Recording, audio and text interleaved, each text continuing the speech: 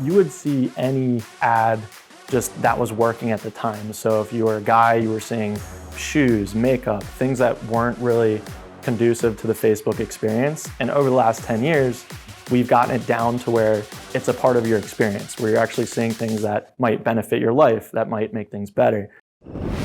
This is The Fighting Entrepreneur, the podcast dedicated to entrepreneurs looking to change the world. Learn how to start, build, and scale a business in today's highly competitive business environment. Here's your host, The Fighting Entrepreneur, Anik Singal. What's up, you crazy fighting entrepreneurs? Guess who it is? Your favorite person in the whole wide world. And today I'm here to break and bust past some myths. That's right. I'm getting 250% return on my Facebook ads, and I'm not doing it on a tiny spend. Listen, that's the biggest warning I gotta tell you. People out there will be like, hey, I'm getting a gajillion, bajillion return, and I'm making a ton of money. And they spend like $200 a day. Anyone can do that. No, we're spending about $400,000 plus a month. All right, that's 10 to 15 grand a day, and still able to achieve 250% in returns. How? Right? Facebook ad costs are going up? Yes. Facebook lost a lot of its targeting options? Yes.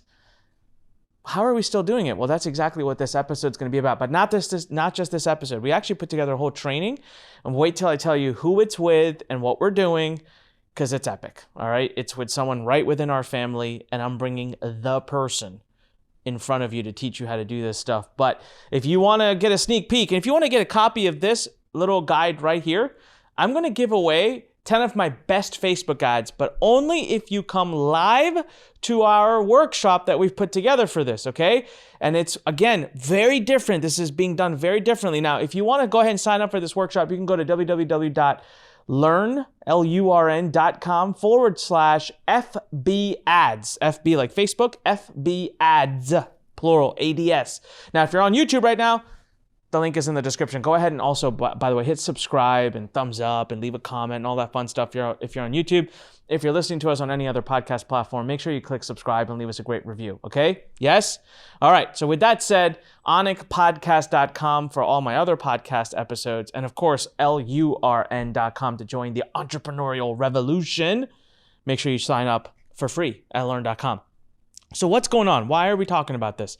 You're going to see that we're going to be bringing out some really cool courses at Lurn over the course of months to come, where we're going to start talking about specific skill sets you as an entrepreneur need. In the past, I've taught copywriting conversion quite a bit, and I'm going to bring that back this year. But we're also going to talk a lot about Facebook ads, all right, and YouTube ads, and maybe eventually TikTok ads. I've even got a course coming out soon that I'm going to be doing with one of the best experts in the world on organic TikTok, how to get, right? We just recently did a course on organic YouTube. So lots going on. The reason I want to start with Facebook is because I hear a lot of nonsense out there, and I wanted to make sure Lurn and myself and my team got a chance to step up and correct it. A lot of people are giving up and running away from Facebook ads. Now, I understand the frustration. I do. They've definitely gotten tougher than they were 3, 4, 5 years ago. They have definitely gotten more expensive. But even if you're just starting your business, even if you're just an affiliate, or you're selling information, or you're selling e-commerce products, it doesn't matter. Some of what you're hearing isn't true. You absolutely can profit from Facebook ads from day one. You absolutely can still rock it out. And in some ways, may I argue, it might actually be better today than it was a few years ago. Now that sounds counterintuitive, and we're going to talk about that today. All right, so what I've done is I've gotten a bunch of training lined up for you. So if you go to lurn.com/FB ads and give me your email address and sign up for the upcoming workshop, we're also going to release some other video training, some things that you might really love, but that'll happen before the workshop. All right. So today is really about us dissecting and getting into how we do it at Lurn. And if you see me looking at my phone, I'm not texting or being rude. I've got notes. I actually really have notes. And here's why. Today, I'm going to be bringing on in a few minutes our very own Director of Acquisition and Monetization. That's right. The person I trust to spend literally millions of my money. Now, I have on Facebook ads alone, this does not include YouTube or any of the other platforms, I have invested easily $10 million on Facebook over the last 2, 3, 4 years, okay? easily, maybe more. But the individual who we're going to be interviewing today has invested over 30 million. And I'm telling you, I have given him millions of dollars of budget and I leave him alone. That's how much trust I have with him. And he's here today. He's going to be on this podcast. He's going to reveal to you the best things. And actually the training that we're going to be doing, the workshop, it's his stuff. He created it. Now I might be the one presenting it, but it's his content. So today he's actually here. He's on this podcast. We'll get into it in just a few minutes. I'm going to actually have him dive deep into 3 key areas that he says everyone should know about when launching Facebook ads today. So I don't care what you're doing, even if you have no product and all you want to do is build an email list. Maybe you're an affiliate marketer. Maybe you sell digital products. Maybe you sell physical products. Driving traffic to a website is a core skill needed by every entrepreneur. And Facebook ads, they're awesome. They still are. It's where we spend most of our advertising money. So you can listen to all the haters out there talk nonsense, or you can quietly create all the profit behind the scenes. All right. So today what we're going to talk about, number one, there's 3 key areas he wanted to focus on. Number 1, ads. What ads are working, what kinds of ads, what's changed in the ads in the last few years. There's been major changes. And you'll see, he's not going to sugarcoat anything, all right? We're not here to just deliver great news. We'll give you the bad and the good, but the great thing is we'll show you how to solve the bad, so it's not really bad anymore. All right, so ads is number 1. Number 2, we're going to talk about the real power behind Facebook, how to make the automation, the automated engine, the artificial intelligence of Facebook, how to make that work for you. So we're going to talk about the pixel and why that's more important today than it ever was in the past. And number 3, we're going to talk about your audiences. We're going to talk about how to start ads. This is probably, if not definitely, the number 1 area I see people make mistakes when they're getting started with their Facebook ads. It's actually in the audiences. That's why we're going to end with that. Now, again, you want the full masterclass on this? You really want to see what he's doing? Go to www.lurn.com/FB ads. FB as in Facebook, ads, ADS. FB ads, all right? And sign up for the workshop. It's epic. It's going to be awesome. I'm going to reveal to you exactly what we do here and what we teach our students to do to make millions from Facebook ads. Now, again, I'll remind you, for every $1 I put into Facebook ads, I'm making back $2.50 at the tune of $400,000 being invested every month. So I think we know a little bit about what we're doing. We're scaling it big. Without further ado, ladies and gentlemen, help me welcome physically at the set and in the room our own, Lurn's own Director of Acquisition and Monetization, Thomas Kammerer. Thomas, man, thanks for being here. Hey, happy to be here. All right. Well, I mean, you're here all the time, but thanks for being on set and being on camera. Man, it's crazy. I was just sitting down. I think we're coming on 2 years having worked together this year. About 1.5 years so far. Yeah.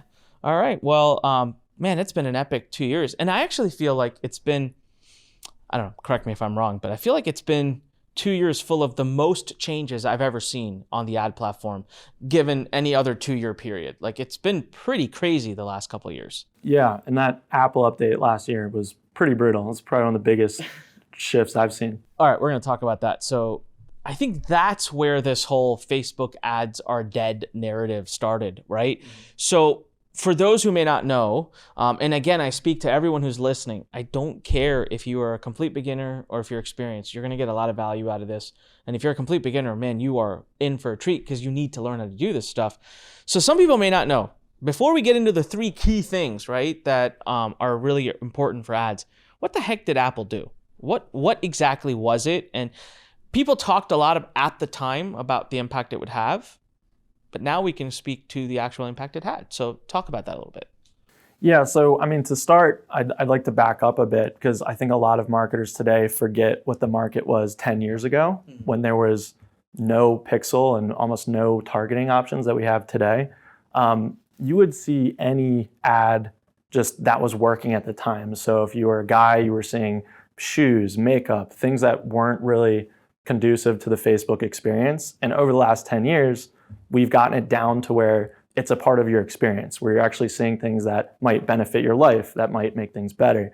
Well, Apple thought it just went too far. And they got to a point where they were like, okay, we got to dial this back. You're taking advantage of our users' data to the point where they don't even know what you're doing with it. So we want to put a halt on that. So what they did is after every first event or first touch that happens with the Facebook app, an Apple user can opt out of tracking, right? It's that opt-out message. We all saw it last year. It started hitting, our Apple devices pretty rapidly. And what that's done is now Facebook, has to remove that user, that device ID from their audiences because they're just not readily targetable anymore. And that's just been steadily shrinking since last May. Okay. So that sounds like a death blow. I have a fun question to ask you. What did you say? Did you allow them to target you or track you, or did you say no, turn off the tracking? I said allow. You said allow. Yeah, I mean, I like some of the ads that I see, and I'd rather not be force shown like I said, shoes of makeup or like shoes. So I said no, just because I don't know. I was playing with the system, but I still see ads that are super relevant, man. I mean, I'll tell you, so I go to a page that is about investing in commercial real estate or something. Lately, I find myself clicking around in that world a lot. And I went to company XYZ's page, but immediately within 15 minutes, I start seeing commercial real estate investing training for company ABC, not XYZ. So how's that happening? And is company XYZ are you saying that the original company who I clicked, they can't retarget me anymore? They have an opportunity, but it's a very small window. It's like 7 to 10 days. Okay. So even that's how company ABC is able to get in front of me. It's just they can't target me past. So it wasn't that we're not targetable at anymore, but that it's a short window and it goes away very quickly. Yep. And so what has you've talked about this before, and again, I promise everyone we're going to get into the 3 key things, but this is so important to lay the foundation, especially for what we do today with Facebook, because I hear you talk about this every day. The thing you say a lot, which has changed our ad strategies, you'll say audiences have shrunk. Mm-hmm. Can you explain that? I mean, it kind of did already, but draw some context there. Yeah, so a strategy that we use heavily, and I recommend everyone use, is we bucket all of our audiences into hot, warm, and cold. And you've talked about this a lot in the past. Yeah. The hot audiences are like our hard conversions, like all email registrations, every lead, every purchaser. And our warm audiences are everyone who's kind of engaged with our content, everyone who's maybe visited our website, liked a post, commented with you or talked with us like through social media. Those audiences have shrunk rapidly. So the amount of Apple users that can be stored in those audiences, like I said, have the window's smaller. And it's primarily favoring Android users, right? So like a lot of traffic buyers these days will see a lot of Android device types being served with the ads. So yeah, as those have shrank, our spend the amount we've been able to spend on those audiences has shrank with it. Mm-hmm. And we've had to got more creative. We've had to test different ad types and new things, and we've eventually been able to stabilize and still do pretty well. But it did require a lot of shakeup. Okay, so I'm going to step back and explain this for everyone who maybe doesn't understand the ad world as much, but I'm telling you right now, you're getting like a PhD in targeting. So I always used to do this thing, which thankfully Thomas agrees with, is I would draw this diagram. It looked like a bullseye, right? So you have like a small circle and a bigger circle and then a bigger circle and then a bigger circle. And I always said like the center of it was the hot audience. Like you said, these are people that have opted into stuff for us. These are people that, have engaged with us, maybe bought things from us. They're on our email list. Like they know us. If they see my face, that means something to them. They say, that's Anik, or hey, I know the Lurn logo. I know the Lurn company. Then you go to like warm, right? And warm is like commented, liked, maybe not necessarily clicked, but they know about us, but they're not like really in love with us yet. And then it was like lukewarm. So you go one level beyond, and it's like, well, for someone like me, maybe Russell Brunson followers are lukewarm because they're like in the industry. They've probably heard of me a little bit, but like they don't really know me that well. And so we made an entire business in the millions of like monetizing hot and warm. That's been like our specialty. And that was the core area that Facebook and Apple came in and just ripped. And the biggest reason is this. In the past, our warm and hot audiences remained big because they were, even if they had taken action like 2 months ago, they were still in the audience. You're saying today they just automatically got smaller because, well, they only took action like in the last 7 days or whatever the period is. Right. So that made us change our strategy a lot. And that's a big part of what today's about, everybody. But here's the biggest thing. We spend 10, 15,000 a day. We don't expect everybody who's watching this to spend even close to that, at least not when you're starting. So you said something to me earlier because I came to you and I said, well, is it even possible for someone just starting to even profit from Facebook ads, given the costs have gone up, audiences are smaller? So someone just getting started, maybe they're promoting an affiliate offer, building an email list or whatever. Is it possible? Can you tell the audience what you told me when I asked? Yeah, absolutely. So it's still the best platform for targeting. They still have the best pixel in the industry. It's the easiest platform to use. And when you're spending, $100, $200 a day, the audiences are still there and they can absolutely support that for a long period of time. It's the bigger spenders that are spending 15,000 a day plus, where they have to shake things up to keep up. Now imagine if you are spending less, but you use the strategies of the big spenders. Now you're going to own the game. But I want everyone to understand that the number he specifically gave me was if you're spending 1,000 or less, Facebook can still mean the same to you as it meant to everyone 2-3 years ago. It's for the big spenders and scalers that the game has changed a lot. And if you go out and you look at Reddit and look at all these places, you get scared. But you got to remember, the people talking are the ones who spend tens of thousands. So some of that advice may not be relevant to you. So that's what we wanted to make this training. So again, I want to get a chance to plug this. We're going to cover this. I am going to be presenting a training that Thomas has created that I just love at lurn.com/FB ads. lurn.com/FB ads. Go get yourself a seat right now. Okay.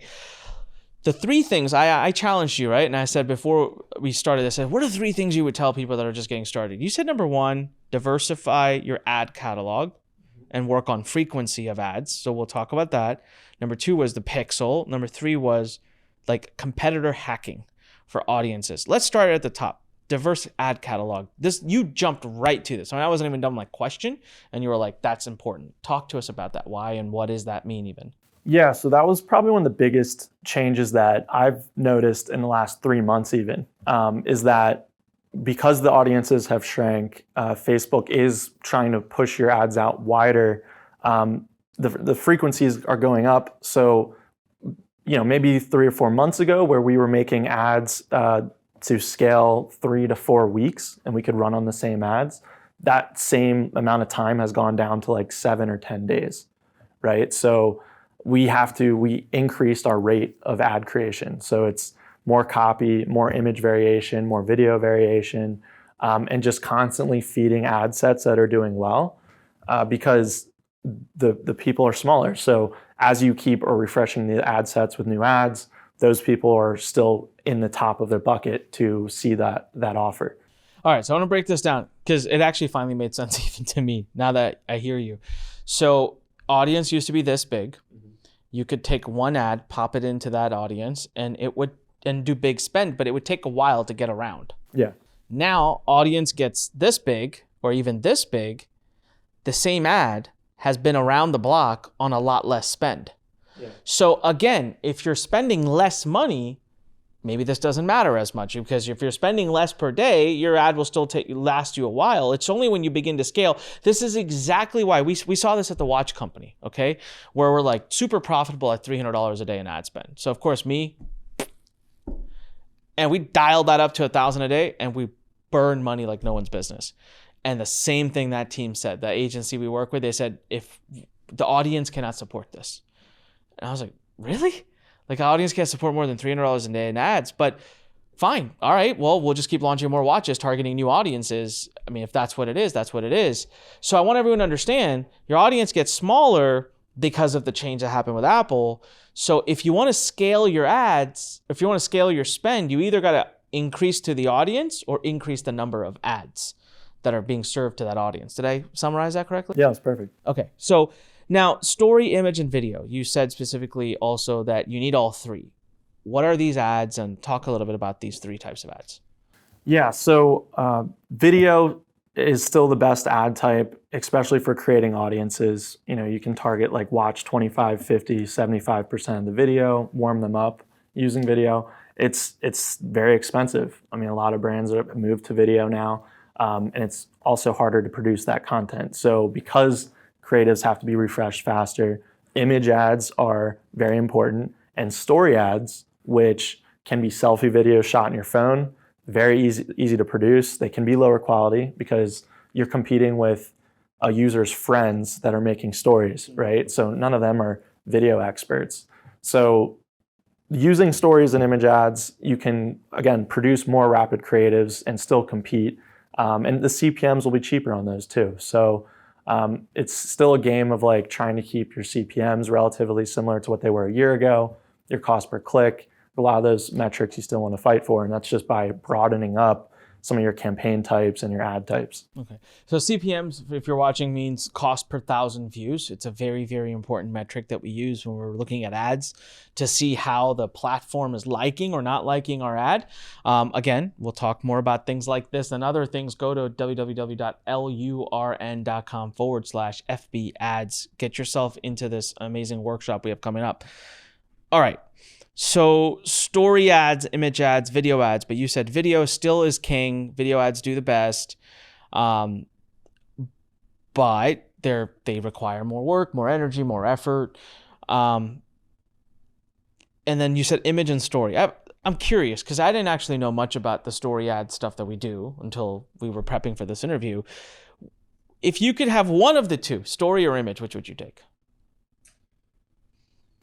Probably image. Image? Okay. And what about other, are you guys seeing a lot of great success on like Instagram or WhatsApp? Because Meta, Facebook, has got all these other properties. Which other ones are you also enjoying and liking? Oh yeah, I mean, Instagram, you really want to be using those placements. It's just attached to all of our campaigns. Okay. And story ads are where Instagram really thrives. I mean, a lot of people, that's their most like common placement. Image ads still work well there. Sometimes video ads, but story is the name of the game for that. Got it. All right. Okay, so we're going to talk more about ads and ad catalogs and types of ads. You want to see my 10 favorite best ads? There you go. I reveal them to you. And they're not ones I created. They're ones that Thomas and his team created. I might be in the video, but you get a chance to actually see the examples. What you need to do is go to www.lurn.com/FB ads and then show up to the workshop. And I'm only going to give this to those who show up live.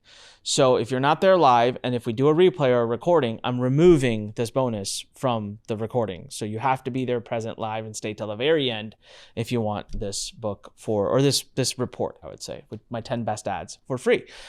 All right, let's move on to the next thing, because this world has completely changed as well. The importance of the pixel. Talk about the pixel. What is it? And then I have a very specific question for you about it. Yeah, so the pixel is basically all Facebook's storings of your performance, and they compare it against all their data, right? So you can train a pixel based off of your price points that you might offer in your company. I've had pixels for low ticket, like $10 offers that are trained specifically for that. And I've had pixels trained up for mid-ticket, like $100 to $300 offers. You can also warm up that pixel with, different audiences. But I mean, generally now the pixel's so good, having one pixel is still like great, and you can share it across accounts. So I mean, we mainly use one pixel now, and getting it trained up, we're still training it up. Whenever we launch a new course, whenever we have a new product launch, our strategy is very much, how do I train this pixel as fast as I can to move on to the next step? So a pixel, everyone, is this little invisible thing that sits on your pages that reports data back to Facebook or to YouTube. I mean, all these companies use it. And so let's say you got a click, someone comes to your page and they opted in, they give you their email address. Well, on the other page, it sends data back to Facebook and says, hey, this user opted into this and liked this promotion. Then Facebook starts to gather that information and starts to go, oh, we understand. Okay, it seems to me 38-year-olds who are into internet marketing, who live in the United States, who are married and who like Apple, are the persona of the type of person that this So they start to tailor your ads more towards people who have a track record of liking you. And I think the pixel has just become so much more important today because of the competition. Like, it was important for 3, 4, 5 years ago, but it wasn't like the make all be all, right? So one question I really wanted to ask you was, when we used to do webinars, 4 or 5 years ago, I'd never once, when I used to run the ads myself, never once targeted based on a purchase pixel. I would just target based on webinar registrations. So I just figured, hey, if they registered, they're good enough. And I'd get the pixel to optimize for registrations. But today, you guys do not succeed with that. Like, that is a problem. That doesn't work. Can you talk more to that? Yeah. That's just proof that the pixel has evolved and it's gotten so much better. You can tell that Facebook pixel what you want, and it will do the best job in the industry. Really, of all ads platforms, it's the best. And what essentially happened is, the registration goal, while it's still like a rapid goal, like we can still get $5, $10 registrations, right? It's still not seeing the whole picture. It's still not pointing the direction of, I need buyers, right? But that Facebook pixel, it's tracking a lot. It's like every time that user goes to your website, how long they're watching your videos, and also what are they buying elsewhere. So they're marrying your data against just their general bucket of data. They know when a user buys something from you or someone else, right? So they know who the buyers are. So after we kind of train the pixel on our perfect registration, we let that run for 2 to 3 weeks. We flip over to purchase event campaigns, and that's where the profitability kicks in. Those reg campaigns, we might be barely break even, maybe like half, like 0.5 ROAS for those 2 weeks. And then when we flip over, that's when everything becomes green. So amazing. So if someone's running an e-commerce store and they're running ads, do not optimize for clicks. Maybe in the beginning, but just to get the purchase cycles going. But if you're running a digital business and you're getting like a opt-in at the beginning, right? Yes, you have to start ads because you don't have any purchases, so you don't have anything to optimize on. But move away from that as soon as you can. Which also lends itself to the argument that it can take some time. Like, that's why I think people say, hey, you're going to lose some money when you start. Because versus like 4 or 5 years ago, today, you got to kind of invest in training the pixel. And it doesn't have to be thousands or tens of thousands. It could be a few $100, and you make it back right. Like he said, when you flip it, you go green. But so you've got a pixel here that's being trained by only those who are just registering or giving you their email or clicking a link. And then you got a pixel here being trained by those who are actually buying. And that's the gold one. So did I summarize that correctly as to like why sometimes it can take people panic too much, I think. They start Facebook ads, they lose money the first 3 days, they bounce out. But it's too soon. You got to invest that time. How many pixel fires do we look for before we feel like it's trained? So like I said, it's, one pixel, it's capturing a lot of events. I would say, for like registrations, we're looking for, 3,000, maybe 4,000 registrations on that pixel. Then we flip the purchase. But that's what we're doing. And we're doing a lot of huge spend. So let's talk about someone who's watching who's not doing ridiculous spends. What is, how many? So I would back up even further. I would say, instead of just trying to optimize your registration, start with optimizing video views. Okay. Right? So running video view campaigns, that's kind of warming up your pixel to a person that's a little bit higher level, not aware of who you are, and you're raising that awareness. Once you get that firing well and pointing it in that direction, then you switch maybe to registration campaigns. So do you cover some of this in the course that you're creating for Lurn? Yes, a lot. Yeah, by the way, he actually created a full course on how to do all of this that's going to be inside of Lurn that we're going to release at a stupidly low price. And that was where I just said, no, this is what I want to do for Lurn Nation. It will not be like that for a long time. So the only way you can find out about that is you got to register for the workshop, lurn.com/FB ads. At the end of the workshop, we'll give you the opportunity. I promise you, it's the lowest cost for what you're getting. It's insane, but it's also only going to be that for like a week for Lurn students, and then it's going to skyrocket in price. So, that's awesome. All right, I will say the pixel game has changed. That's one of the core things I have seen change. Yes, it means you have to spend a little bit more, and it takes a little longer to train that pixel. Here's the good news, though. Man, once that pixel's trained, I mean, the pixel got stronger too. So give a little bit more in the beginning, get a lot more in the end. That's the game there. All right, last but not least of this particular interview is you talked a lot about narrower audiences, competitor hacking. So this seems to be like you talking about targeting, and it's an area I see huge mistakes when I see someone new just starting. I used to see this 4 years ago. I can only imagine what they're doing today. So talk about someone who's just starting. How should they be picking the audiences that they target? Yeah, so I mean, doing really good competitor analysis and research like before you go to market is, I mean, you want to put your best foot forward all the time, right? And it is a very like core generic marketing skill, but with Facebook, there are specific ways you can really do that, and that's really using the Facebook ads library. After you've gotten a list of maybe a few other businesses like yourself, you can go look at what they're doing. How are they hacking Facebook? What ads are they running? You can go look up Lurn. We can look up us, like what we're doing. You'll get the better ads in this book, but recently you'll see some stuff that we've been doing on Facebook, and just reverse engineering that and then applying it to your own business. Not only that, but you can target those competitors sometimes in a lot of cases. Interest targeting has been pulled back.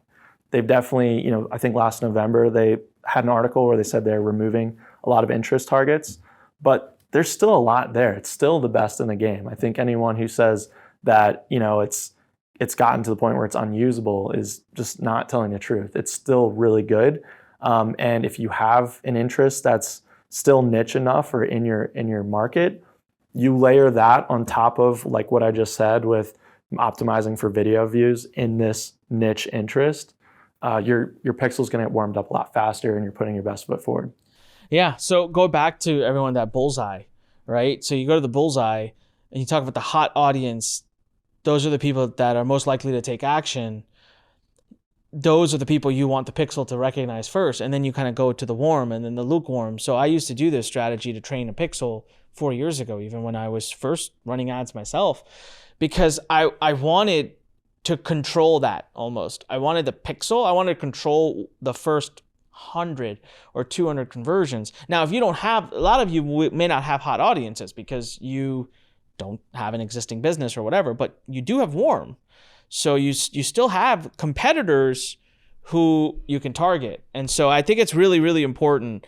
I get that. And so start as tight and narrow as possible, spend a little, go out wider slowly, and let the pixel do the trick. Man, powerful stuff. I know for a fact that we have gone over things that people are like, what the heck are they talking about? I just want to bring it back. Okay, so listen to me when I say this.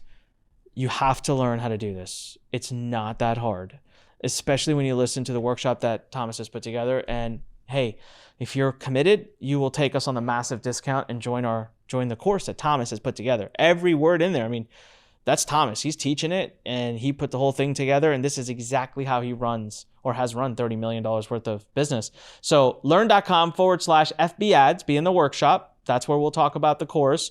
Anything you want to say about the course? I know you worked on it. I mean, it's been a freaking long time now, man. You've been working on this thing forever.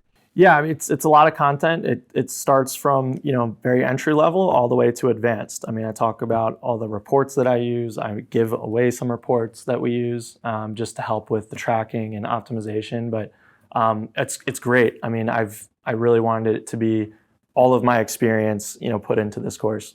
That's awesome. All right. And again, I'll repeat, be on the workshop. But the price for which we launched this course at the workshop will never be seen again. It'll be available for 1 week at that price. That is a entry, awesome, special for Learn students only. And then it will be gone forever, will not be honored again. So go to learn.com/FB ads. You can get my 10 favorite ads or my 10 best ads as well. And I thought of some other stuff. I'm going to sneak attack you some point this week. Okay. All right. I'm going to sneak attack him in the office with my phone. I'm throwing it out there right now. I wrote down some stuff that we didn't cover today. And so I'm going to ask him about it. So it'll be fun. So if you want to see me sneak attack Thomas, you got to go learn.com/FB ads. We'll do it right here at the Learn Center when he's working. I'll go find him when he's not expecting it. And we'll keep the training going. All right, Thomas, thanks so much, man, for being on the podcast. That was awesome. So many more things for you guys to learn. Epic, by far the best person on the planet to teach you this. And I don't have to prove that to you because I already pay him a ton of money to do it. So he's awesome at it. All right. Having said that, I'll see you on the workshop or on the next podcast, onicpodcast.com. Make sure you click subscribe, leave a comment, hit the thumbs up icon, and go to learn.com/FB ads. We'll see you on the workshop. This is Anik reminding you, when life pushes you, stand straight, smile, and push it the heck back. See you on the next one.